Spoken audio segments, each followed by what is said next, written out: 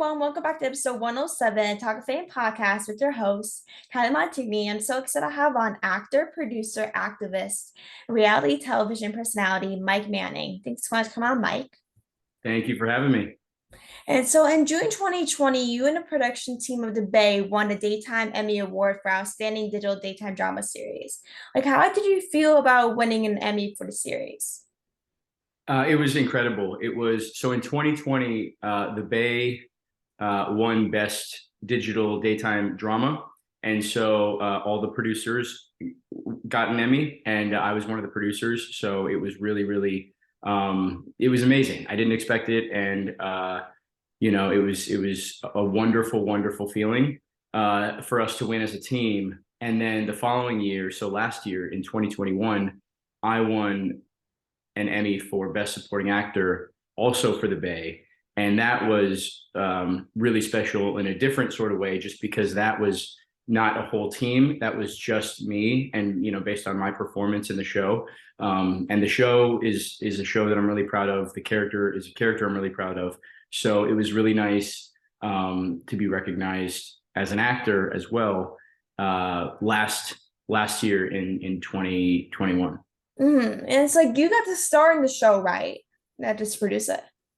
Yeah. So I joined season 5 as a recurring. It was like a recurring guest star on the show, and then that's when we won the Emmy. The producers won the Emmys, and then in season 6, I was a recurring character, and then now in season 7, which is releasing next month Mhm. on Peacock and Popstar and Tubi and Amazon. I think those four.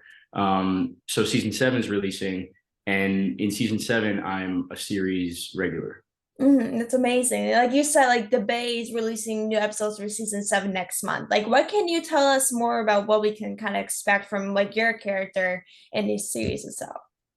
Yeah, so a portion of season 7 was shot in Puerto Rico, which was really fun because season 6 ended with my character and another character getting married, and Mhm. then there's and it's like a New Year's, like there's Christmas happens in the season, and then New Year's happens in the season, and it's the last episode, and you have these assassins break into the wedding and sort of hold everybody hostage, and then you don't know who what happened, if anybody was shot. We hear gunshots, but we really don't know what happened. So season 7 kicks off with sort of revealing who is still alive and who might not be alive anymore, and Mhm. then part of it's shot in Puerto Rico. Like, have you ever been to Puerto Rico before shooting, or it was your first time? No, it was my first time to Puerto Rico, and I didn't really know what to expect. Mhm. Obviously, before I travel places, I try to do some research. But the cool thing about Puerto Rico is that different parts of Puerto Rico are extremely different from each other. So Mhm. in the north, you have it's like a little drier, and it's more of like the city, and then in Mhm. the south. So we shot in the north, and then we shot in the south, and then that was more jungle. And then if you Mhm. go a little bit west, it's even more jungle. And so it's like different parts of Puerto Rico are different. So yeah, it was really cool. And then I've seen some of the footage, and it looks like we're in the middle of nowhere. I mean, we kind of were in the middle of nowhere for some of it. So I'm really excited for fans of the show to see season 7. Yeah, like what was like your favorite like part about like shooting Puerto Rico? Obviously, since it was your first time, but like what was kind of your favorite part? Because obviously, I always wanted to go to Puerto Rico, so I'm kind of curious on what's like your favorite part. Yeah, well, I love like Latin culture of any Mhm. kind, because I know there's a ton of different varieties. But I used to live in Mexico. I lived there for 6 months while I was in school, just to learn Spanish and just to sort of get out of Colorado. And so it was fun for me to practice Spanish.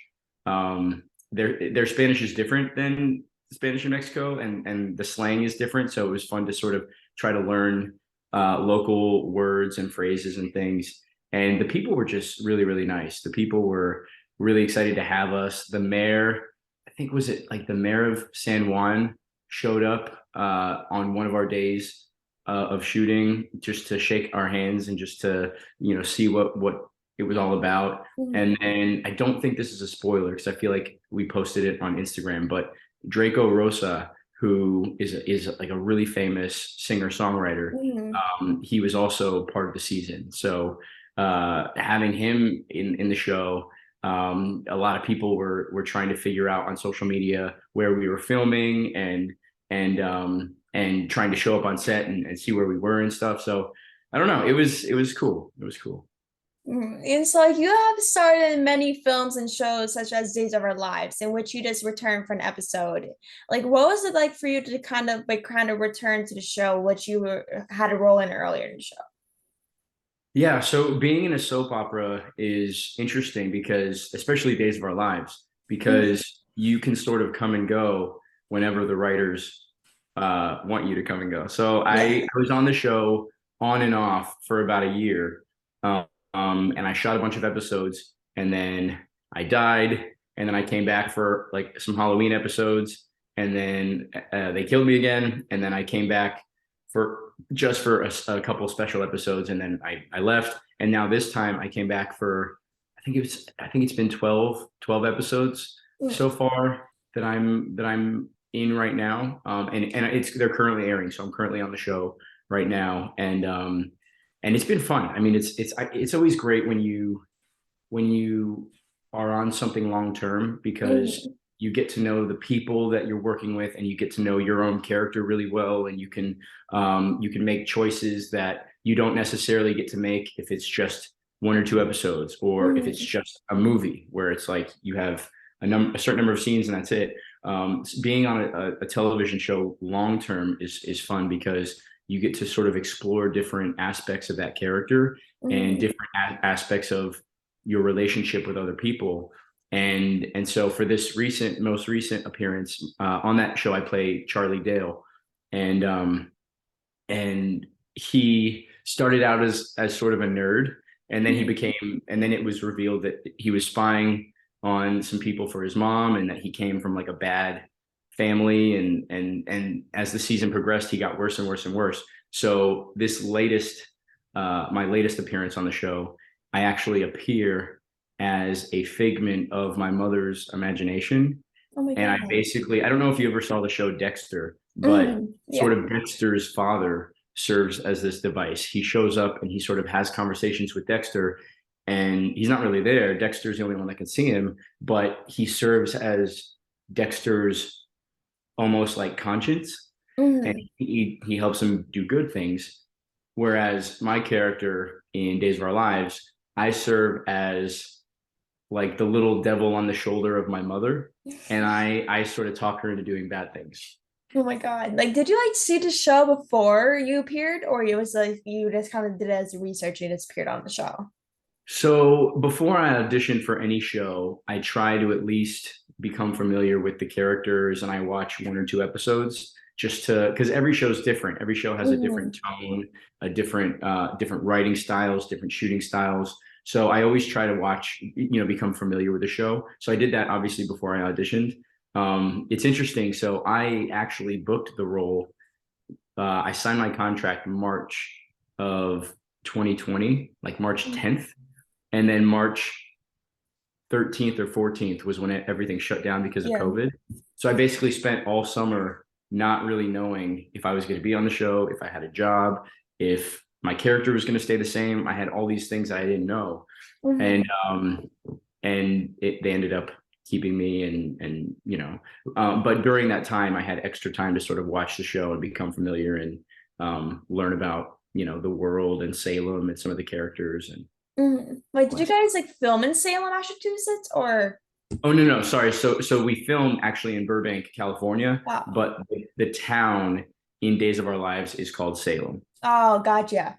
Like I was like when during that time, obviously, like you said, like during the pandemic, you really had to stop and like didn't know if you got the role or not. Like how long did it like kind of take for you to hear back on that role? Like how like did you cause some stress? It's obviously like during the pandemic, the pandemic really stopped us really quick to the point where like we don't know what we're doing.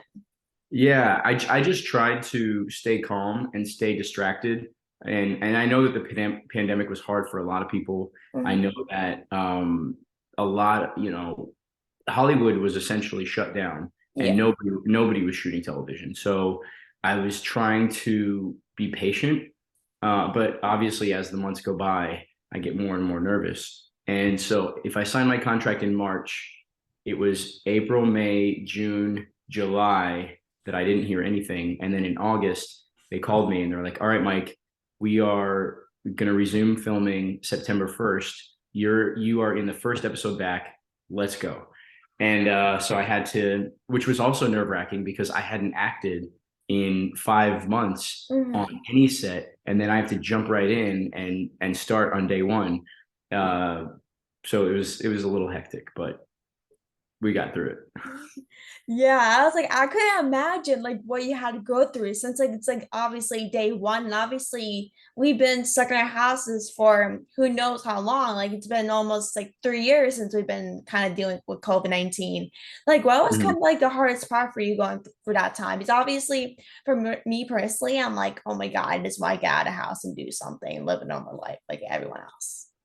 Exactly. Yeah. The hardest part for me was not seeing people because Mhm. I'm a social person and I love to be around people. I do love my alone time. And I did take advantage of having free time to write more. I wrote a couple scripts. I played, I spent time with my dogs. I spent time, doing things that I had been putting off. And so, I did try to stay distracted in a very positive way. Mhm. Um, but yeah, I mean, it was tough. It was tough for a lot of people, especially I have friends in New York and, more metropolitan areas that live in high-rise apartments and they were Mhm. afraid to leave their apartment. So, I mean, me here in Los Angeles, I have a backyard, I have dogs, I have sunshine. I could, kind of go outside and relieve my stress a little bit by, being distracted and playing, like being outside. Mhm. Also in California, we have great hiking trails and we can go Mhm. camping and stuff. But a lot of my friends in New York and other places, they didn't have that. And so Mhm. we would have like Zoom parties and Zoom hangouts where everybody got on Zoom and we had like a beer and we're like, "Hey, how are you doing?" And we would check in with each other just to try to stay social. And I would see some of my friends literally like not shaving, going crazy because Yeah. they hadn't been outside in weeks. Like that was like the worst thing. Like literally, no one did anything. Like everyone's like lazy. I'm like, oh, I'm just trying to go take advantage of this whole time. And I did personally. I'm like, oh, this is the best thing in the entire world. Just do nothing.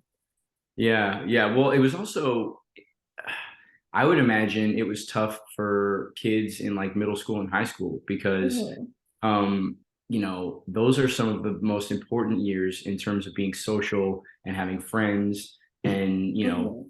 growing up and becoming a human being and like learning uh how you fit into your friend group and like it's just in terms of development, it's just so important to be around people. So I couldn't even imagine having I mean, luckily part of that was the summer, so they would have had that off anyway. But Hmm. some students that like missed graduation or missed prom or missed homecoming or whatever, I feel really bad for those Hmm. people. Yeah, and so like you have some upcoming films called The Bellkeeper and A Way Out. Like, can you tell us more about your role in those films and what the films are about?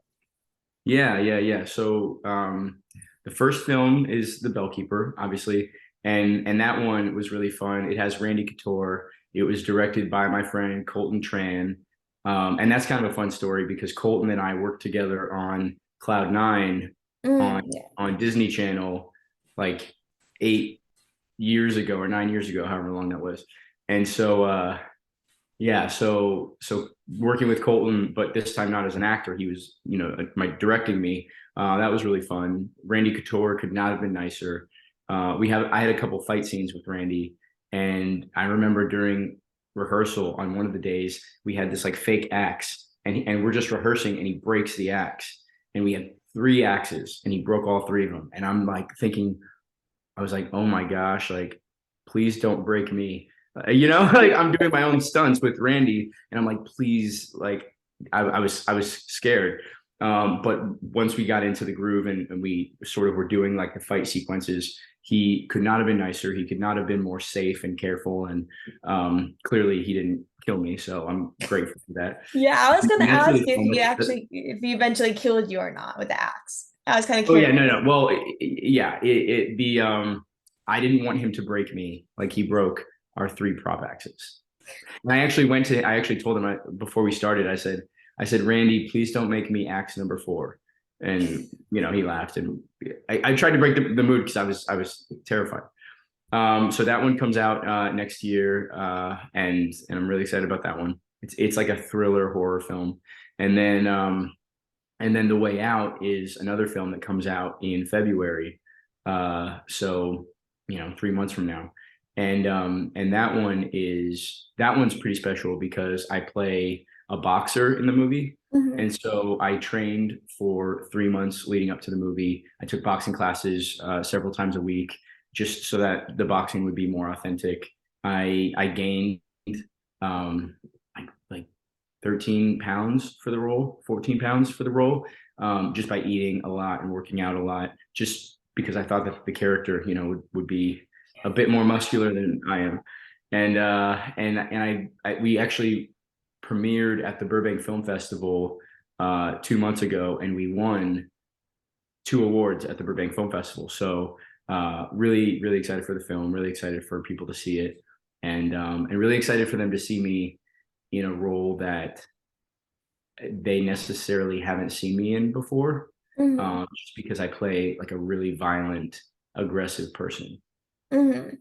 And so, like you said earlier, you started in Cloud Nine. It was on Disney Channel. I grew up that movie. I watched that movie all the time. And you worked alongside Dove Cameron as well. And like, what Mhm. was it like working with her and everything? That entire cast was fantastic, and we all became friends. We shot in Utah, basically at a snowboarding, skiing mountain resort, Mhm. so sort of in the middle of nowhere. And so we were all staying in these condos, and we all became fast friends because not only did we travel there early and take a bunch of snowboarding classes because it was a snowboarding movie, and I had Luke and I had grown up snowboarding, so we were pretty good.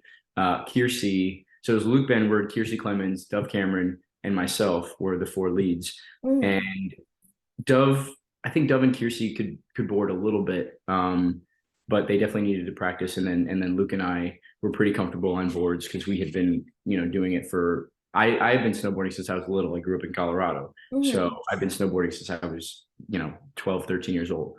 So I mean, you're acting with people that you like, which I already love acting, Mhm. and I'm snowboarding half the time. So it was sort of a magical experience. And Dove was so fantastic. I mean, she carried the movie. It Mhm. was her movie, and she did such a great job. She would show up every day, really professional. Luke, same thing. He was great. He's such a talented actor. And then Kiersey has now gone on to do amazing things. I mean, she Mhm. was in that movie Flatliners. She was in that movie Dope. She's now in the new Flash movie that's Oh, coming out. really? Yeah, and I love comic books. So when I heard that Kiersey was doing the Flash movie, I geeked out a little bit, and I told her congratulations because she's just so talented as well. So the fact that everybody's sort of we're all doing our thing and have sort of carved out careers for ourselves is pretty nice to watch. Mhm. Like, did you like meet like the main kind of cast before you filmed, or was it like you guys met like while filming? Yeah, so I only met them at the audition, at the final chemistry read, and then we all found out that we were cast in the roles. And then the next time I saw them, we were all hanging out in Utah with our trainers, learning, snowboarding. And then we just jumped right into filming a couple weeks later. So we did get that time before filming to sort of become friends and develop that camaraderie, and also Mhm. to snowboard. Um, yeah, but and then we filmed for whatever it was, 3 months. Um, something like that. Maybe 2 months, maybe less. I don't remember, but it's enough time to become friends. And then we hung out after that when we got back to Los Angeles. That's amazing. And so, like, since like the holidays are coming up, like, what is something you kind of look forward to doing during the holidays? I absolutely love the holidays. I love Mhm. Thanksgiving. I love having family and friends come around. I love Christmas. I like it because I feel like everybody is just 10% happier. It's just an Mhm. excuse for everybody to just be a little bit nicer, a little Mhm. bit happier, a little bit more patient. I think that, you know, people finally have free time around the holidays to actually spend with family and friends. So they're not as distracted from their Mhm. jobs or from school or from whatever else. And so they're just a little bit more present and a little bit more cheerful and a little bit, Mhm. it's nice. It's the holidays are something I definitely look forward to. And this year, my entire family, my mother, my father, my brother, my sister, and all of their families and significant others are all coming to my house in LA, and we're going to spend the holidays together. That's amazing. Like the holidays is like for me personally, I love Christmas time. Like you said, like Christmas is probably my favorite holiday of all time. Like especially like if people celebrate Christmas, like most families get together and that's really the most like my favorite thing to do is get together with my family. Most of my family lives around here and down here like around me in Pennsylvania, but not everyone can spend time with their families during the holidays. And that's Mm-hmm. really the worst thing. But the really most important things that like the holidays make you happy. There's always something good about the holidays, even if you're with your family or not. There's something good about it. Exactly. Yeah, I agree. And so you have worked for the Human Rights Campaign and Energy Action Coalition. Like, what was something about kind of those organizations that kind of stuck out to you about like working with them? So I worked with the Human Rights Campaign and Energy Action Coalition when I was living in Washington D.C. And I was actually on a show called Real World on Mhm. MTV, like the reality show. And it was one of the first times that I had been that public on camera because I had been doing theater since I was little. I did community theater and I did theater in high school when I was like 12, 13 years old. But I never thought, I grew up in sort of a smaller area in Colorado, this like Mhm. suburb north of Denver, and it just never dawned on me that I could make a living as an actor. It just never crossed my mind. Yeah. So I was actually following like helping my friend with his audition to get him on Real World. I had never seen the show before. I didn't really watch MTV. I don't think I was allowed to when I was much younger. I was kind of sheltered. So I followed my friend to an audition to help him get on Real World, and they ended up casting me instead. And it was crazy because I went from being like this average person in Colorado to everybody knowing my story and my business and my struggles and my likes and my dislikes and just personal things about me. Mhm. I think at that point I didn't realize how big the show was, and it's sort of like that saying, like ignorance is bliss. Like I didn't really know what I was doing, so Mhm. I was able to be calm and I was able to be myself and be truthful. And I think because of that, I had a really positive response to my character, myself on the show. And part of my journey on the show was to uh, become involved in politics. And so the Human Rights Campaign sort of promotes LGBT equality, Mhm. and so at that point they were working on um, marriage equality and repealing Don't Ask, Don't Tell, and employment, like people not being fired from their jobs for being LGBT and that sort of thing. Mhm. So I was able to be a part of those things, which was really, really amazing because you sort of feel like you're a part of history when things Yeah. like that are happening. And then the Energy Action Coalition was cool because we were promoting like going green going green initiatives, Mhm. and we were trying to encourage members of Congress to vote on certain bills that would reduce our country's carbon emissions and help with the issue of global warming and those sorts of things. So also that's something that I care deeply about. So to be a part of those two organizations while on television so that I can encourage other people to be a part of those causes was really special. That's amazing. Like has like had like has there kind of been like changed in terms of like those two type of things and like not specifically in the United States, but around the world, do you know? Those issues? Yeah. Well, I mean, we'll just talk about the last 10 years. I think, of course, in the United States now, marriage equality has passed. And Mm, as of yesterday or the day before, the bill legalizing same-sex marriage and biracial marriage passed in the Senate, which is mm, a huge thing because it's mm, been allowed, but it's never been written into law. It was yeah. passed because of an executive order underneath Barack Obama. So Mm, now to have the Senate, both Democrats and Republicans, vote on something like this to make it a law, is a really, it's a sign of hope, and it's a yeah. sign that we're moving in the right direction. Even though Mm, there are speed bumps along the way, I think we're moving in the right direction, and especially younger people are mm, on the right side of history, and they care about the environment, they care about equality, they care about and equality with like gender equality mm, and their racial equality and everything else. I think that especially this young generation really gives me hope because it's like mm. we will fight and we will keep pushing for people to be treated fairly and equally no matter what. um, Exactly. that's in our country. Around Mm, the world, I mean, there was a bill, I think, that was proposed in Russia this morning that is going to criminalize people talking positively about being a part of the LGBT community. mm. It'll be a crime just to talk about it. So it's like it's crazy that And, we are here in 2022 and that is still happening in Russia. Um, mm, so there are definitely places, a lot of places around the world that are not as progressive as we are, and mm. where members of that community are treated really, really unfairly, sometimes killed.